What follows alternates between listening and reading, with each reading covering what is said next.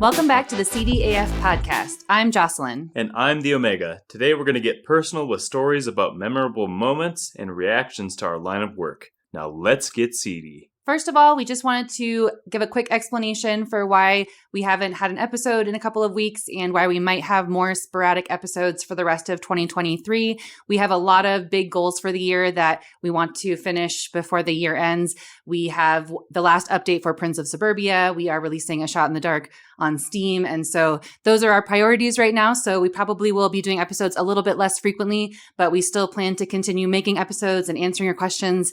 And we will pick back up again next year, hopefully with weekly episodes. This week, we have a really fun episode for you. Our team member, Doc62, asked, do you have any stories about telling friends and family members that you are working in the lewd gaming industry, either supportive or horrified?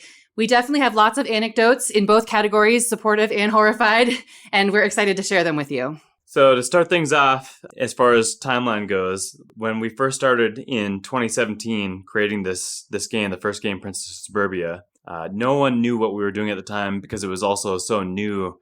Honestly, we had no idea that it was going to turn into what it did today. And honestly, back then, after the first 6 months or so, we thought that that was going to be it and didn't think it was going to be coming back. Anyways, as a part of this, at the time, I was interviewing for a new government job. And as a part of that process, they do their background investigation and you have to reveal anything that might trip a red flag, if you will. And a part of that is me having to reveal essentially that I was paying people who were not U.S. citizens. Essentially, that became a very weird conversation that I didn't anticipate or even think about when I should have before I started this business. And they were asking me, so what kind of game is it? And I was like, it's an RPG. It's a story kind of game. And they were looking at me with the weirdest kind of face, just picture like a jock on the other end who's like scrutinizing you with this confused look on his face, And then he's like, so you pay people from other countries? And I was like, yeah. He's like, well, what do they do for you? I was like, well, one makes art for me. Another one codes for me. And he was like, okay, but nothing else weird, right? And I was like, nope, that's it. So that put pressure on me. I was like, holy shit. But thankfully, that was all it amounted to. I talked to the higher up, and the higher up was like, well, okay, is that all it is? Okay, all right. So I passed through that. That was pretty much the first time that we ever told somebody outside the two of us what we were doing. And obviously it wasn't even the whole story, but that was the first time it ever came up because right. It was mostly just it was such a part-time venture. Like you said, we didn't know that it was going to turn into something. So there wasn't really any need to talk about it because it wasn't either of our full-time jobs. Yeah. And it's like an episode out of some TV sitcom or something. It was a situation I did not expect myself to be in that moment. I was not prepared. And it was like the hard cartoon comics where you're sweating bullets. So in 2021, I was teaching. I was a teacher and I was getting really burnt out in education. And for most of the 2020 to 2021 school year, I had been trying to look for ways to transition out of teaching. And I started off first looking at jobs that were more related to education, but it's really hard to transition out of teaching. So I remember in like May of 2021 is when, we debate whose idea it was, but we basically were like, could we potentially turn this into a full-time job? And I decided that since I was wanting to quit teaching anyway, that I was going to take the summer and see if I could turn it into a full-time job for us. And obviously I did, and the rest is history. So that summer of 2021 is when I started really working on the business full-time, and we started developing A Shot in the Dark, and we took more creative control over Prince of Suburbia. And so I was doing this full-time, but we weren't making any money doing it yet. Any money that we ever made on Prince of Suburbia up until that point was just reinvested into the game, into paying the people that work on it and things like that. And at that point, that's how it was. We didn't have anything for A Shot in the Dark yet, and all the money for Prince of Suburbia was just going right back into the game. So I was working for free. So I was also doing other things too, right? Trying to have like my finger in lots of pies, so to speak. And so I was doing a job where I was writing curriculum for online classes for an education type related job. And I was trying some other things too, just trying to make sure that I had lots of different options available to me if the lewd game stuff didn't work out. So we didn't really have to tell anybody at first what I was doing, because even though people knew I had quit my job, I was doing lots of different things. And so I just mostly talked about the things that I was doing that weren't the lewd gaming stuff. So I remember for like the first 6 months or so that I was doing this as my full-time job. Like my parents thought I was only doing the curriculum stuff, as did a lot of my friends and prior colleagues. But I do remember probably like June of 2021, like a few weeks after us deciding that this is what we wanted to do, that we did tell my brother and his partner what our business plan was. And just for context, they live very close to us, like, a few blocks away, and we're very close with them and we see them very frequently. And so this was something that we felt very comfortable telling them because we knew that they were not going to have a negative reaction and it would be hard to hide it, what we were doing, because we spend so much time with them. So, I just remember them being kind of like, oh, this is a thing? Like, that's a thing you can do? Like, they didn't know that these games existed. And I do remember my brother, even though he's my younger brother, he can be kind of like protective at times. So he was a little bit like, well, are you guys sure that you can do this as a business? Like, are you sure you can make money doing this? And he was a little nervous that I had quit my job to do this. But, now obviously he sees that we, made a good decision and that we knew what we were doing. But there was never any judgment on their behalf as far as it being related to sexual content. Yeah, I never thought that there was judgment for the sexual content or the adult content, just more of the skepticism of something that they've never known existed, really, as you were saying. Yeah. And that the skepticism, can this actually make money? Well, it's a believe it when you see it kind of thing. Exactly. Yeah. There was definitely nothing had to do with the type of business that it was. It was just that we were talking about quitting our jobs to start a business, or that was like the eventual goal. And so there was just a little bit of like nervousness there about, I wasn't going to go out and look for another regular paid W-2 job. I was going to try to do this for a while. And so that made him nervous, I think. But other than that, yeah, honestly, they sounded really interested in it once we showed them the games and showed them kind of our business plan. And they didn't realize that we'd already been developing a game for a while, that we had had our foot in this industry for a while. So once we told them more about it, honestly, they were super interested in it. And they've definitely talked over the years about, when they're maybe ready to like semi-retire or they're more financially independent, that they would be interested in making games with us, whether it be lewd games or non-lewd games. Right. So it's, something that we're very honest with them about and they're very involved in. Yeah, and I want to set the record straight too. As far as the initial idea for starting these games, I came up with that idea after finding these visual novels way back in early 2017. But Jocelyn gets full credit for the idea of doing this as a business full time. I just don't remember it that way. Yeah. Jocelyn came up to me and she was like, hey, I'm tired of being a teacher, and then she thought of this idea of going to the adult game business because we already had a foot in there with Prince Suburbia, even though it wasn't full time yet. And then she was like, hey, can we do this full time? Could we make this work? And I was like, yes, we can. Right. But I had a big grin on my face because it's like, do you really want to do this? Yeah. Well, and to be fair too, and this is all kind of overlapping with the how did we get started in this industry episode, but I had tried romance writing long before you had ever made a lewd game. And so that was something that I had always had to contend with. And in fact, the pseudonym that I had made for romance writing. And romance writing can be a kind of stigmatized thing as well because it contains sexual content. And so a lot of romance writers use a pseudonym. Or even if it's not about hiding it from friends and family, it can also be a stigma within the industry. If you then want to go on to publish non-romance, typically you have to do that under a different pen name. So that I think that for me too, that was part of it, was that I was already kind of used to the idea of I had tried to start a business already that was in a stigmatized industry. And so that was already on my mind and was something that I had already kind of made my peace with. And I can definitely see myself making that leap, even though I don't remember me being the one that did it, but I can see myself making that leap of okay, I've tried making romance writing into a business and it wasn't as successful because that's a very oversaturated industry. But, we did have our foot in the door with this game, and it, even though it was kind of fledgling for many years, it made enough money to keep itself afloat, which is a lot for, there's a lot of industries where you can't even do that, where you're spending money, but you're not earning anything in return. So, yep. And the other part is I was definitely not willing to do something like that full time on my own either, because it's so much freaking work. And then also, the other issue that maybe people don't think a lot about sometimes, but certainly a lot of the developers out there have this issue, especially if they're married or have a girlfriend or boyfriend or whatever, is if they're the only ones in the industry, but they have to work their tails off in these spurts, just like regular game dev industry, I suppose.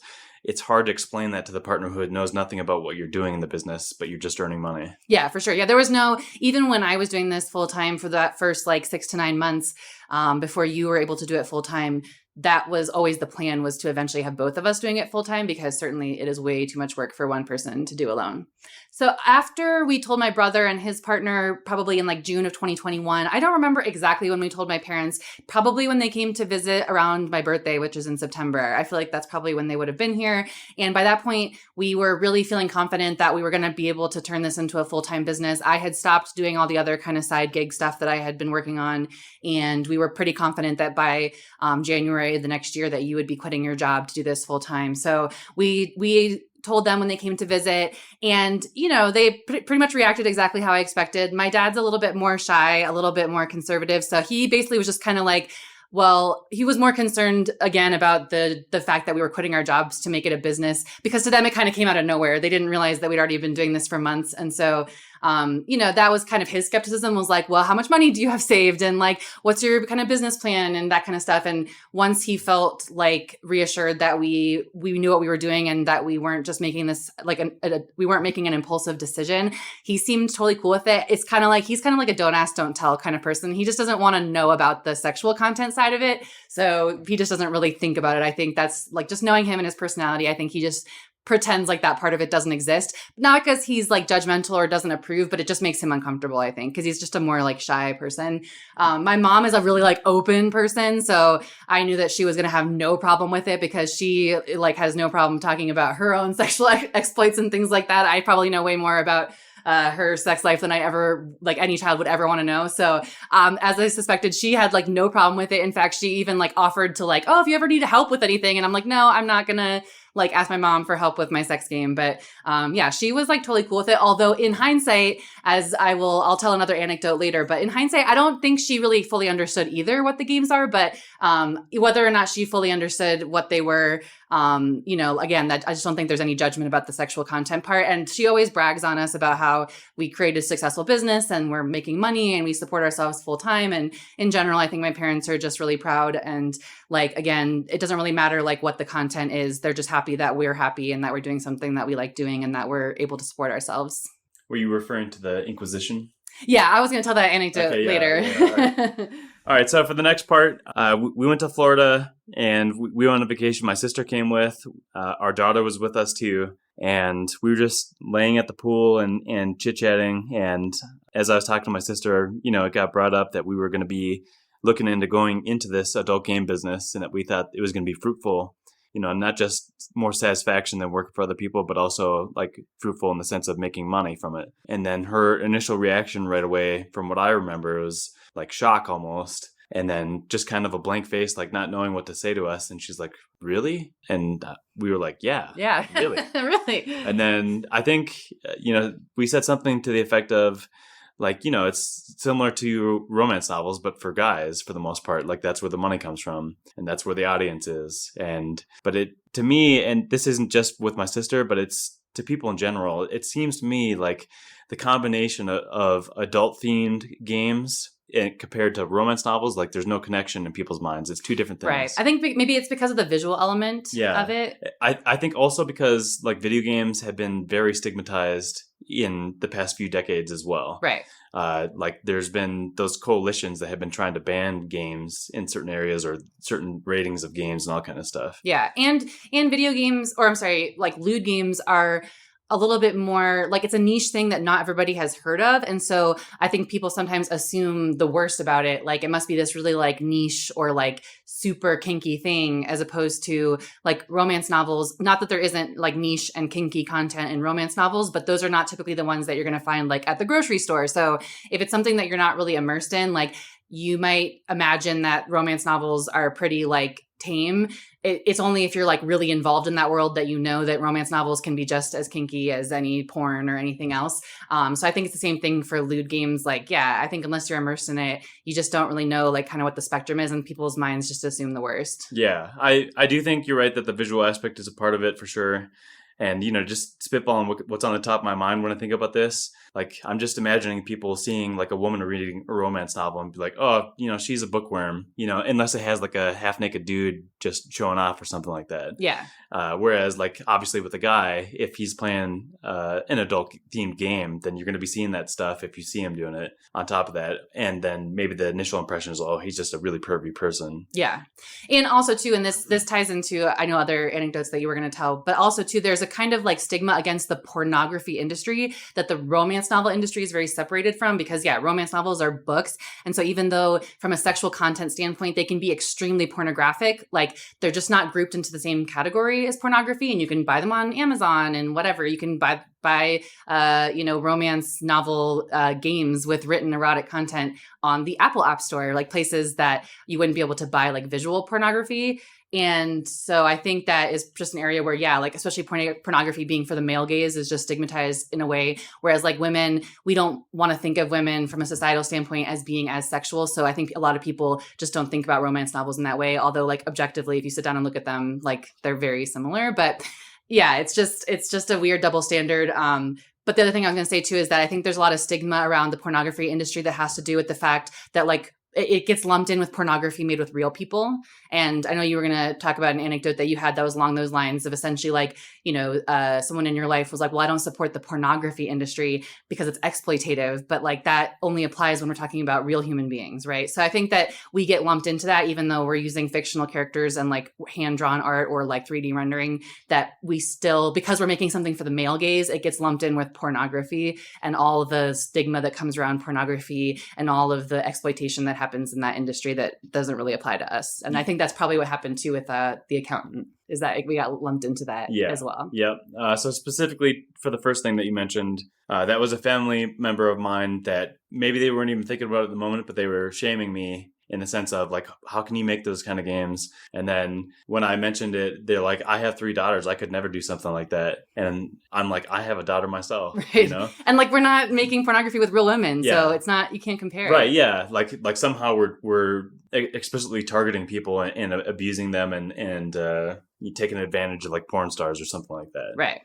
When in reality, yeah, like Justin said, we're just working with pixels, whether it's hand drawn or computer generated, essentially in the DAS program. Right. So, but for more context in that situation, the family member I was referring to is also from a much more religious background, and I'm not religious at all, and Jocelyn's not very religious either. So, yeah, that's not really a factor for us. Yeah, unless if it hasn't become clear already. Yeah, my family, I come from a family that's much like more open-minded, and your family is much more conservative and kind of like more, like you said, religious, or, I'm from the East Coast, you're from a Midwest state. So that's part of it too. Just that our family history is very different. And that comes across, I think, when you like my family being very accepting and your family being a lot more like judgmental. Yep.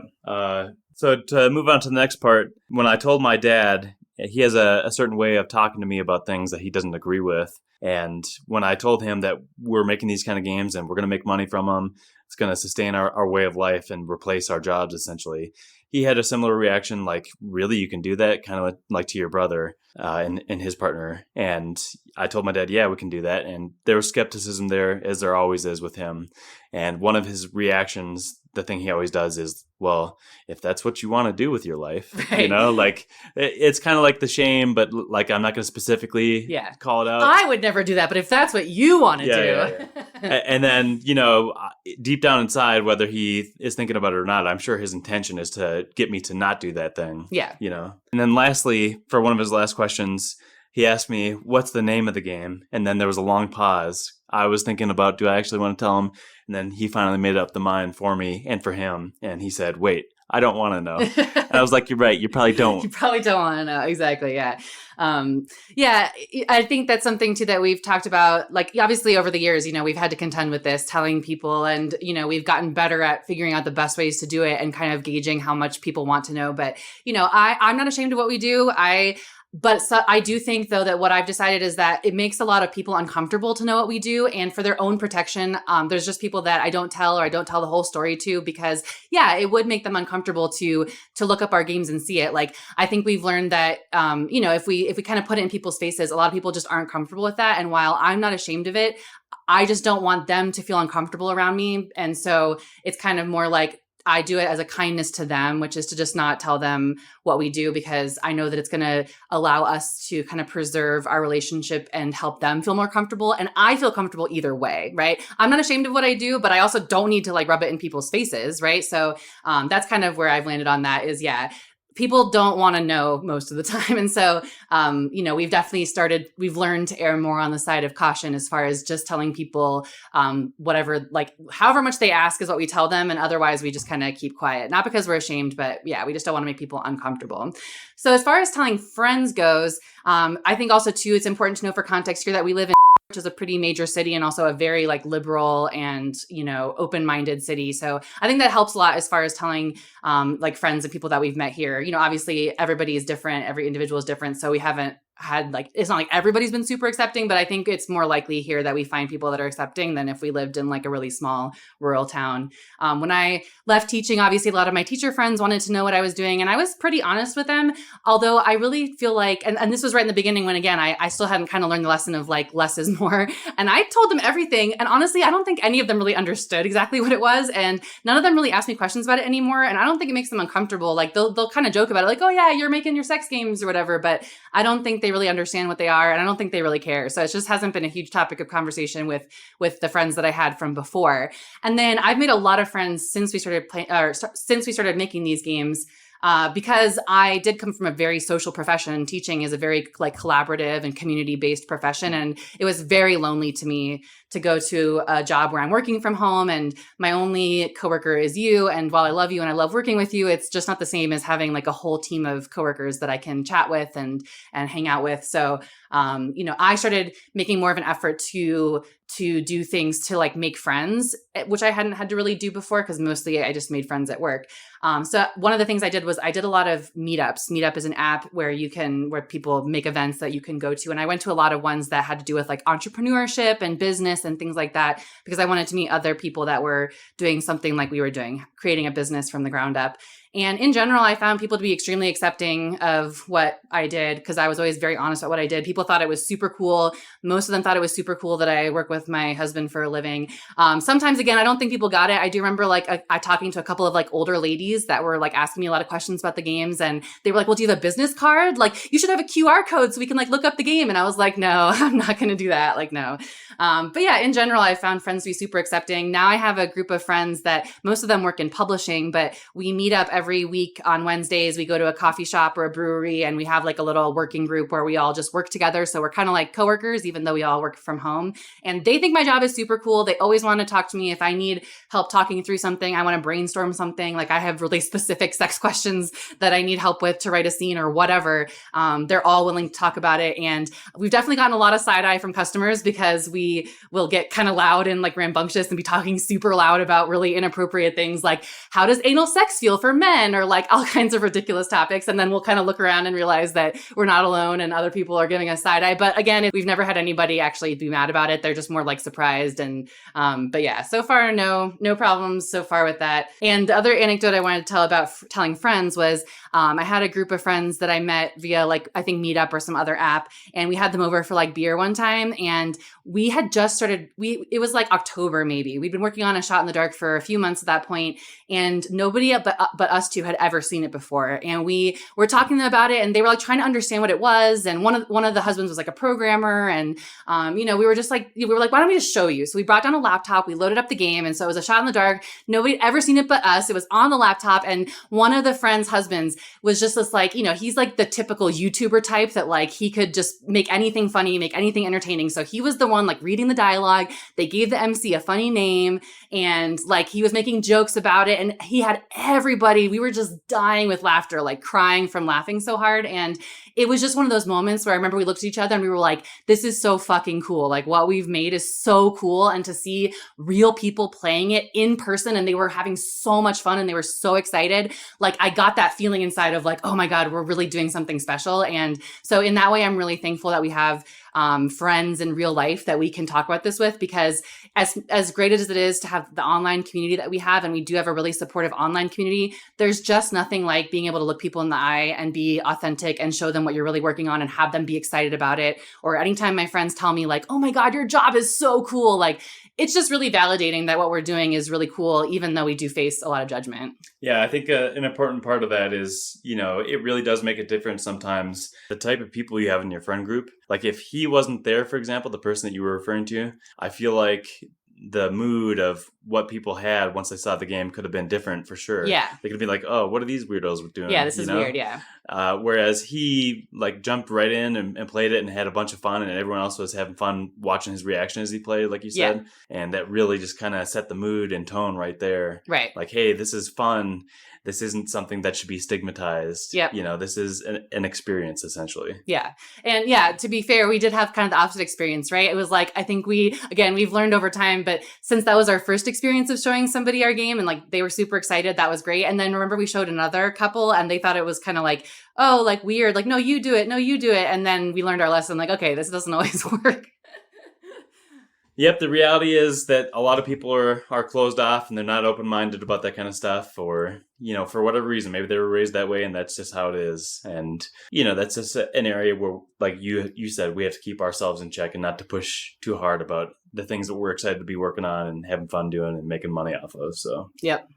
So to go into some of my stuff with the friends and all that, some of my friend group, like they have been excited since day one to play these games, check them out, wish list the games to help support and all kind of stuff. And they'll be like texting you like, when's the next update? Yeah. I also have a couple that are like, hey, it's not really my kind of game, but when is the next update, like you're saying? Yeah. It's like, oh yeah, it's not your kind of game? Yeah, okay. Sure. Yeah. So a part of that too, a part of the guys in the friend group, we initially showed them like some of the character concepts or models for Shot in the Dark, and their initial feedback was, oh, they are way too skinny. We want like girls that are more thick. And I was like, okay, what do you mean by thick? Like, are we talking like Kim Kardashian thick? Or they're like, no, that's not thick. And I was like, okay. So they sent me a picture, and the picture was like a Big Bertha, like a big woman. Yeah, okay? like let's be honest, like fat. Yeah. Yeah, not just like thick legs, but like rolls in the stomach and like rolls on the back, and what people would call fat. Yeah, honestly, the models that they sent me were like obese. Yeah. And I was like, this is not thick, you guys. Yeah, they had a very interesting definition of thick. Not that there's anything wrong with liking fat women. It's just like, they're two different things in my book. Thick is not fat. Like, they're two different things. Yeah. I was like, okay, so you want some chunk. I got it. That's not thick. You guys are misguided. Yeah, but it was interesting that they all agreed. Yeah. It was very interesting, but I knew enough, and so did Jocelyn, that basically we were not going to listen to their advice because they had no idea what the hell they're talking about. If you're going to put that in the games, it's going to become a very niche game. Mm-hmm. Jocelyn already mentioned, we had friends over, and some of them are like parents of other friends that our daughter has. And, at least I definitely felt like I noticed that we were treated differently after they were made aware, like what we do for work, what we do for a living, even if we didn't show them the game. Like maybe we just told them the concepts of it, and then... Yeah, I think we learned early on when it comes to our daughter's friends, parents, that we have to be extra careful. Again, because we don't want them to think that we're weirdos and their kids can't come to our house because we're like weird sex freaks and we're going to like expose their kids to inappropriate things. Like, that's just not who we are. And like, people get weird ideas in their head when they find out that you work with adult content. Right. But speaking of that, we have so we've learned our lesson with that. But then, more recently we've had, our daughter has a new friend. And so we've been spending a lot of time with this friend's parents, and we've learned our lesson about being extremely vague about what we do. And, but like, unfortunately, like they're super curious about what we do. And so they keep asking more and more specific questions, and they probably think that we're like dealing drugs or something because we're so vague now. We're like, yeah, so we make games. And then like, well, we're like, what? And we're like, we sell them on Steam. Like, we're trying to be so vague about it, like not even talk about the type of game or anything. And finally, one of them asked like really pointedly, like, what's the name of your studio? And I think I just blurted it out because I was like, I don't know what else to say, but hopefully they never Googled it. As far as I know, they did not. I think they probably just forgot about it as soon as they asked. Yeah, I do feel like if they did Google it, that we would not have been hearing from them like we do today. Yeah. But to be fair, like when we told them more details about our game, what kind of engine, all kind of stuff, they didn't know what Minecraft and Stardew Valley were. So I felt fairly confident that unless, like you said, they were going to look up the studio name itself, that they were going to figure it out. Yeah. I do like your response that you sometimes give people when they ask, like, would we know your game? Because that's a question that we get a lot. Yeah. And the response I typically give with that is, if you did, we would be retired already. Yeah, that's a good answer. And then my kind of method that I've learned over time for dealing with just like random strangers, because like, people ask what you do. Like the dentist will be like, oh, what do you do for a living? So I say I make video games. And if they ask any more questions than that, typically the next question is what kind of video games? So I've started saying that I make visual novels. And typically in my experience, if people actually play visual novels, then they already know that a lot of them have adult content. And so they'll say that. They'll be like, oh, like what kind of visual novel? And then they might, if they've played them, then I usually will, I would suspect that they're going to be more open about the fact that we make ones with adult content, even if that's not the type of visual novel that they play. Like they know that they exist. Most people have never heard of visual novels. And so then they ask a lot of questions specifically about visual novels. And then I can answer questions all day about visual novels and what they are in a general sense that have nothing to do with adult content. And so I've learned over time that's like the safe route for, random people that I just don't want to tell that we make adult content. Not again, because we're ashamed, but just because it's just not worth it. Another experience that we had that was a negative one for us, but, kind of enlightening too, in a sense, is, and we also talked about it in another podcast episode, but we were pursuing an accountant, a CPA specifically, for a while there. And we ended up talking to one that we were both pretty excited about and were offering exactly what we were looking for, essentially. But it came up in the conversation when they asked us what we do. And it came out, and then, they didn't miss a beat as far as when we were talking to them. So they either covered up well, or it was literally what they said in the email, which was that somebody on their team wasn't comfortable after figuring out what we work with to end up working with us. And the kind of crazy part to me is that when they were declining to work with us, as they were typing the email, they wrote in there that, quote unquote, like, I'm really vulnerable typing this email, and essentially hoping that we would be understanding of them declining to work with us because we work with this adult content. Yeah. And it's like we're not going to pat you on the head and be like, it's okay. Yeah. I mean, we were vulnerable by answering the question honestly. So, but yeah, we're not the type that are going to go and review bomb them or whatever they were afraid of. But, right. Yeah. It was just weird. People just act weird. Yeah. Obviously it's not like news or like, that like people are really repressed about sex stuff. Like it's not like I didn't know that before we started doing this, but obviously doing this line of work and then having to talk to people about it all the time has revealed to me just how incredibly repressed most people are and how incredibly weird they act. And I also liken it to like, if we told people that we made first person shooters for a living, nobody would blink an eye. And to me, like, that's also a very kind of like, that's mature content as well, right? That's something that young kids shouldn't be playing and only adults should be playing, and some people might find triggering. Like, it kind of ticks a lot of the same boxes as sexual content, but for whatever reason, violence just, like, even if it were like super graphic violence, like if we were talking in public about like blood physics for like a first person shooter, we wouldn't get as much side eye as we would talking about cum physics, right? And that's what's kind of silly to me, but I'm biased on that. So the last anecdote that we wanted to tell was that recently I have an aunt. So not like a blood relative, but this is actually my mom's really, really close friend since they were growing up, and we call her our aunt, but we're not blood related. And for more context too, she is an evangelical born again Christian. And so she's very religious. And so I never really knew how much my mom had told her about what we do. And I guess my mom hadn't really told her anything, but I wish we had gotten on the same page before we had dinner with her recently. But my aunt like wanted to have dinner with us when we were visiting my parents. And she was like, I'm going to give you guys the Inquisition because I want to know what you guys are up to. And I was like, okay, well, I started thinking, okay, clearly my mom has told her what we do. So that's why she wants to ask a million questions, right? But when it actually came down to it, because I hadn't thought ahead to get on the same page with my mom about how much does my aunt know and how much does my mom want her to know and all this kind of stuff, we were all just at dinner with like everybody, like you and me, my aunt and her husband, my parents, my brother and his partner, like all of us were at dinner. And yeah, my aunt starts like being like, so what have you guys been up to? And then I froze because I was like, well, I don't know how much she knows, and I don't want to tell her any more than she already knows. And like, it was like so awkward. And then, it came out that, yeah, we're making games that have sexual content, and like you were kind of likening it to like romance novels. And then, but what was so funny was that my mom kind of jumped in because I think she could tell that my aunt was starting to be like, oh, she even said my aunt was like, so do you ever plan to go back to teaching? And I was like, no. And she seemed kind of disappointed, like, oh, so basically like you're leaving this really like reputable, honorable job to do something. And then she even said at one point too, like, that must be very lucrative. And, as you were saying before, clearly being judgmental, but trying to say something nice about it. And we were like, yeah, it is. But I think my mom could tell that my aunt was slightly uncomfortable with the idea. And so my mom kind of jumped in and was like, but don't worry, like, it's not X-rated. Like it's not, it's not like explicit or whatever. And afterward, we were in the car with my mom and I was like, Mom, you do know that our games are X-rated, right? Like they are explicit content. And my mom was like, no, I didn't know that. And I was like, okay, well, now you know.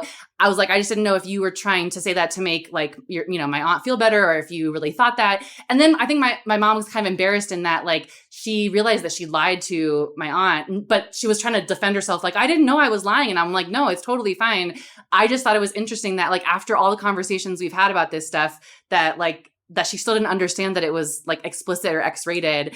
I don't know how that can be because I feel like we've talked pretty openly about what it is. But anyway, just again, it's just like it never ends. Like it just never ends the conversations that we have to have about this kind of stuff. I could have sworn too that your mom has seen the game, at least in Shot in the Dark before. Yeah, I think we showed her maybe not the sex some scenes. safe for work scenes, and she extrapolated from there. But like we've taken our computers to their house to like do animations like during Thanksgiving and stuff. I mean, it has never been hidden from them, that's for sure. And also for more context, when your aunt was basically telling you, oh, it must be lucrative. For more context, before that, she was telling us about her son who's like a preacher or pastor who's working at a factory and not making much money. Right. So I wouldn't be surprised if in her mind she's like, oh yeah, turn to the devil and get paid. Yep. Yeah. Oh, 100%. Yeah. She definitely believes that we've sold our soul to the devil.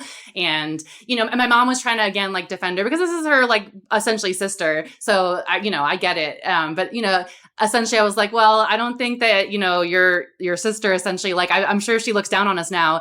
And my mom kind of thought about it and she's like, no, I'm sure she still loves you. And then she thought about it. She's like, okay, but I bet she does think a little bit less of you. Like, that's just inevitable because of who she is. And I was like, yeah, which is again, like, I would have just rather not told her because now she's always going to have that in her mind and she's going to think less of us, which doesn't bother me. I don't need her validation or her approval. I feel bad we've burdened her with that essentially, right? For the rest of her life, she's going to, whenever she thinks about me, she's going to think about that. And that's a burden that I wish we hadn't given her because it hurts her more than it hurts us. Like, right. I don't care what she thinks about us, but that's going to be uncomfortable for her every time she thinks about us. So that's just the reality that we've learned is that like, as we may be totally unrepressed and like totally cool with what we do. And luckily a lot of our friends and family are, but unfortunately a lot of people aren't. And for their own protection, it's probably better we just don't tell them.